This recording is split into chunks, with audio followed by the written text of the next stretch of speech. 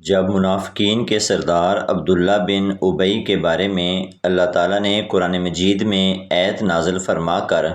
اس کا پردہ فاش کیا تو عمر فاروق رضی اللہ تعالیٰ عنہ نے نبی کریم صلی اللہ علیہ وآلہ وسلم سے اجازت طلب کی کہ یا رسول اللہ صلی اللہ علیہ وآلہ وسلم، اگر آپ اجازت دیں تو میں ابھی اس منافق کا سر قلم کر دوں۔ لیکن آپ صلی اللہ علیہ وآلہ وسلم نے ارشاد فرمایا کہ اے عمر، ایسا مت کرنا،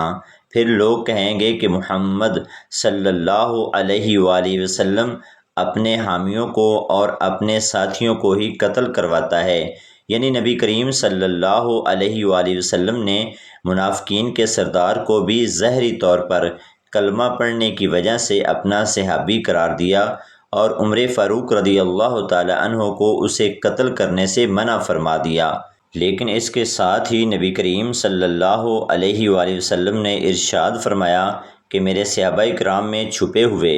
12 منافقین ہیں جو کہ اس وقت تک جنت میں داخل نہ ہو سکیں گے جب تک اونٹ سوئی کے ناکے سے داخل نہ ہو۔ یعنی ان کا جنت میں داخل ہونا ایسے ہی ناممکن ہے جیسے سوئی کے ناکے سے اونٹ کا گزرنا محال اور ناممکن ہے۔ اور ایک اور موقع پر نبی کریم صلی اللہ علیہ وآلہ وسلم نے ارشاد فرمایا کہ میرے صحابہ میں موجود 12 منافقین ہوں گے جو کہ دوبیلا پھوڑا نکلنے سے مریں گے۔ مدینہ منورہ میں منافقین کے گروہ کا سب سے نمایاں فرد عبداللہ بن ابی بن سلول تھا، جسے تاریخ میں منافقین کا سردار کہا جاتا ہے۔ جبکہ اس کی منافقانہ حرکات اور اسلام دشمن طرز عمل کھل کر سامنے آنے لگا تو سیدنا عمر فاروق رضی اللہ تعالی عنہ نے بارگاہ رسالت میں عرض کیا، یا رسول اللہ، اگر آپ اجازت دیں تو میں اس منافق کو قتل کر دوں۔ لیکن رسول اللہ صلی اللہ علیہ وآلہ وسلم نے حکمت، بصیرت اور مصلحت اسلام کو سامنے رکھتے ہوئے فرمایا کہ ایسا نہ کرو، کہیں لوگ یہ نہ کہیں کہ محمد صلی اللہ علیہ وآلہ وسلم اپنے ساتھیوں کو قتل کرواتے ہیں۔ اس واقعے سے معلوم ہوتا ہے کہ نبی کریم صلی اللہ علیہ وآلہ وسلم ظاہری اسلام کے دعویٰ پر لوگوں کے ساتھ اسلامی احکام کا معاملہ فرماتے تھے، جبکہ دلوں کے راز اللہ تعالیٰ کے سپرد تھے۔ اسی تناظر میں احادیث میں ان منافقین کا بھی ذکر ملتا ہے جو بظاہر مسلمانوں میں شامل تھے لیکن دلوں میں نفاق چھپائے ہوئے تھے۔ صحیح مسلم اور دیگر کتب حدیث میں ایسی روایات موجود ہیں جن میں نبی کریم صلی اللہ علیہ وآلہ وسلم نے بعض منافقین کے بارے میں فرمایا کہ وہ اس وقت تک جنت میں داخل نہیں ہوں گے جب تک اونٹ سوئی کے ناکے میں داخل نہ ہو جائے، یعنی ان کا جنت میں داخل ہونا ناممکن ہے۔ بعض روایات میں 12 منافقین کا ذکر بھی آیا ہے جن کے بارے میں سخت وعید بیان کی گئی۔ اسی طرح بعض احادیث میں دوبیلا کا ذکر ملتا ہے۔ دوبیلا ایک نہایت خطرناک اندرونی پھوڑا یا زخم ہوتا ہے جو جسم کے اندر پیدا ہو کر جان لیوا ثابت ہو سکتا ہے۔ رسول اللہ صلی اللہ علیہ وآلہ وسلم نے بعض منافقین کے بارے میں فرمایا کہ وہ دوبیلا کی بیماری میں مبتلا ہو کے جو انہیں ہلاک کر دے گی۔ یہاں ایک اہم بات سمجھنا ضروری ہے کہ بعض فرقہ وارانہ مصنفین نے بعد کے ادوار میں ان احادیث کو بغض جلیل القدر صحابہ کے ناموں کے ساتھ جوڑنے کی کوشش کی، لیکن محدثین اور محققین نے ایسی بہت سی نسبتوں کو کمزور، اسے ثابت شدہ نہیں مانا گیا یا اس کی صحت پر شک کیا گیا ہے۔ اہل سنت و جماعت کا موقف یہ ہے کہ نبی کریم صلی اللہ علیہ وآلہ وسلم کا فرمان حق اور سچ ہے، لیکن جن افراد کے نام رسول اللہ صلی اللہ علیہ وآلہ وسلم نے عام مسلمانوں پر زہر نہیں فرمائے، ان کے بارے میں قیاس آرائی کرنا درست نہیں۔ یہی وجہ ہے کہ صحابہ اکرام رضوان اللہ علیہم اجمعین کے بارے میں بلا دلیل کوئی فیصلہ صادر کرنا اہل سنت و جماعت کے خلاف سمجھا جاتا ہے۔ منافقین کی سب سے خطرناک سازشوں میں سے ایک غزوہ تبوک کے موقع پر سامنے آئی۔ سن 9 ہجری میں جب رومی سلطنت کے خطرے کے پیش نظر رسول اللہ صلی اللہ علیہ وآلہ وسلم ایک عظیم لشکر کے ساتھ تبوک کی جانب روانہ ہوئے تو مدینہ کے منافقین بھی مسلمانوں کے درمیان شامل ہو کر اس سفر میں نکل پڑے۔ اس موقع پر نبی کریم صلی اللہ علیہ وآلہ وسلم نے سیدنا علی بن ابی طالب رضی اللہ تعالی عنہ کو مدینہ میں اپنا نائب مقرر فرمایا۔ بعض منافقین نے اس فیصلے پر اعتراضات پھیلانے کی کوشش کی تو رسول اللہ صلی اللہ علیہ وآلہ وسلم نے سیدنا علی رضی اللہ تعالی عنہ سے فرمایا، کیا تم اس بات پر راضی نہیں کہ تمہیں مجھ سے وہی نسبت ہو جو ہارون کو موسیٰ سے تھی؟ البتہ میرے بعد کوئی نبی نہیں۔ تبوک سے واپسی کے دوران ایک دشوار گزار گھاٹی جسے عقبہ کہا جاتا ہے،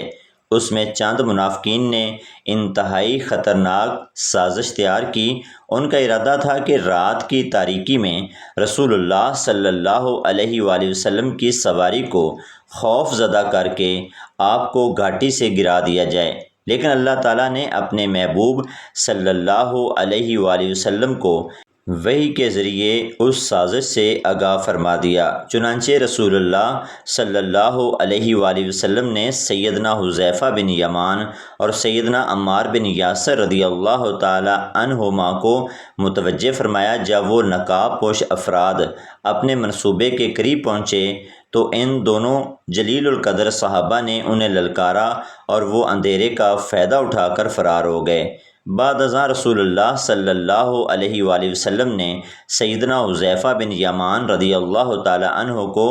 ان منافقین کے نام بتائے اور انہیں راز میں رکھنے کی ہدایت فرمائی۔ اسی وجہ سے سیدنا حذیفہ بن یمان رضی اللہ تعالی عنہ کو رازدار رسول کہا جاتا ہے۔ انہوں نے پوری زندگی اس امانت کی حفاظت کی اور کبھی ان ناموں کو عام مسلمانوں کے سامنے ظاہر نہیں کیا۔ جہاں تک دوبیلہ کی بیماری کا تعلق ہے، بعض تاریخی روایات میں ذکر ملتا ہے کہ امیر معاویہ بن ابی سفیان اپنی زندگی کے آخری ایام میں ایک شدید پھوڑے یا اندرونی زخم میں مبتلا ہوئے تھے۔ بعض آثار میں سیدنا ابو بردہ رضی اللہ تعالی عنہ سے اس بیماری کا تذکرہ منقول ہے کہ ابو بردہ رضی اللہ تعالی عنہ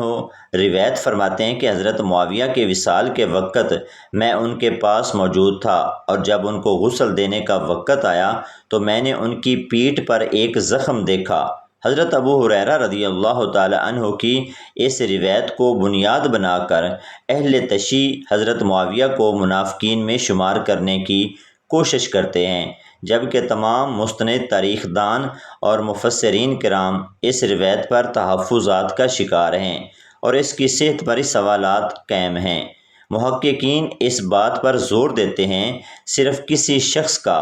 اس بیماری میں مبتلا ہو جانا اس کے منافق ہونے کی دلیل نہیں بن سکتا۔ شریعت میں کسی حکم کا دار و مدار مجموعی قرائن اور قطعی دلائل پر ہوتا ہے۔ خود احادیث میں بیماریوں اور تکالیف کو مومن کے گناہوں کا کفارہ بھی قرار دیا گیا ہے۔ نبی کریم صلی اللہ علیہ وآلہ وسلم نے فرمایا کہ مسلمان کو پہنچنے والی تکالیف، بیماری، غم اور پریشانی اس کے گناہوں کے لیے کفارہ بن جاتی ہے۔ اسی لیے اہل علم نے وضاحت کی ہے کہ اگر کسی شخص میں نفاق اعتقادی کی واضح علامت اور دلائل موجود ہوں تو اس کا معاملہ الگ ہے، لیکن محض کسی بیماری کی بنیاد پر کسی مسلمان، خصوصاً کسی صحابی رسول صلی اللہ علیہ وآلہ وسلم کو منافق قرار دینا علمی دیانت کے خلاف ہے۔ لہٰذا صحیح اور معتدل موقف یہی ہے کہ ہم رسول اللہ صلی اللہ علیہ وآلہ وسلم کے فرامین پر کامل ایمان رکھیں، منافقین کے وجود کو تسلیم کریں، غزوہ تبوک اور عقبہ کی سازش جیسے واقعات سے عبرت حاصل کریں، لیکن جن افراد کے نام اللہ اور اس کے رسول نے امت پر زہر نہیں فرمائے ان کے بارے میں قطعی فیصلوں سے اجتناب کریں۔ صحابہ کرام رضوان اللہ علیہم اجمعین کے باہمی اختلافات اور ان کے بارے میں وارد روایات کا مطالعہ بھی عدل، احتیاط اور احترام کے ساتھ کیا جانا چاہیے۔ یہیں اہل سنت و جماعت کے اکابرین، محدثین، مفسرین اور مورخین کا فیصلہ رہا ہے، اور یہی امت کے اتحاد، علمی دیانت اور دینی اعتدال کا راستہ ہے۔ اللہ تعالی ہمیں حضور صلی اللہ علیہ وآلہ وسلم کے اسوہ حسنہ پر عمل پیرا ہونے اور صحابہ کرام کا احترام کرنے کی توفیق عطا فرمائے۔ آمین بجاہ النبی الامین۔